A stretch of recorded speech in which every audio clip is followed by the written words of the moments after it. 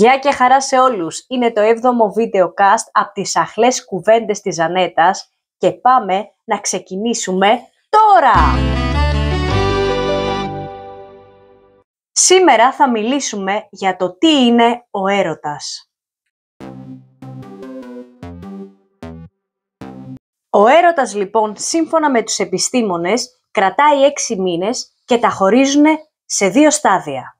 Το πρώτο στάδιο, το οποίο καταλαμβάνει περίπου τους πρώτους 6 μήνες, περιγράφεται ως ημερωτευμένος, όπου και επικρατεί ιδιαίτερα το πάθος και η οικειότητα. Το δεύτερο στάδιο, το οποίο λέγεται ότι διαρκεί από 6 μήνες έως 4 χρόνια και αναφέρεται ως παθιασμένη αγάπη, όπου το πάθος πλέον το έντονο υποχωρεί και η δέσμευση και η οικειότητα φτάνουν στο απόγειό τους.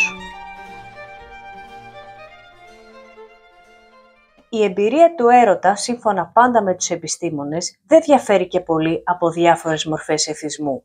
Οι ίδιες περιοχές που ενεργοποιούνται όταν νιώθουμε έλξη για κάποιον, ενεργοποιούνται και όταν τρώμε ένα γλυκό. Γιατί και ο έρωτας είναι κάτι σαν το γλυκό. Φέρνει το αίσθημα της εφορίας. Και η εφορία φέρνει την εξιδανίκευση. Και η εξιδανίκευση τις προσδοκίες. Τις προσδοκίες μιας τέλειας σχέσης.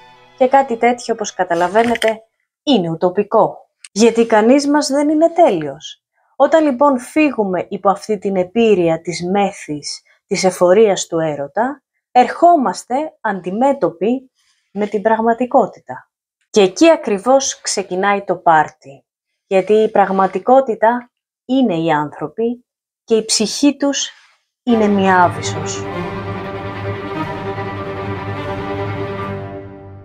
Για αυτούς και για πολλούς ακόμα λόγους, ο έρωτας κρατάει τόσο λίγο. Βέβαια υπάρχουν πάντα και οι εξαιρέσεις στον κανόνα.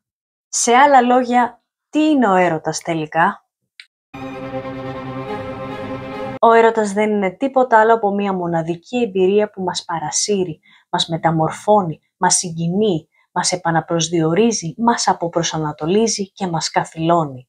Αν μη τι άλλο, είναι μια εμπειρία που αξίζει να τη ζήσεις έστω και για μία φορά στη ζωή σου. Αυτό ήταν το σημερινό επεισόδιο. Ελπίζουμε να σας άρεσε, να περάσατε καλά, να μάθατε κάτι όπως και εμείς. Τα λέμε στο επόμενο επεισόδιο με καινούριο θέμα. Ως τότε, να είστε καλά και να περνάτε τέλεια. Bye!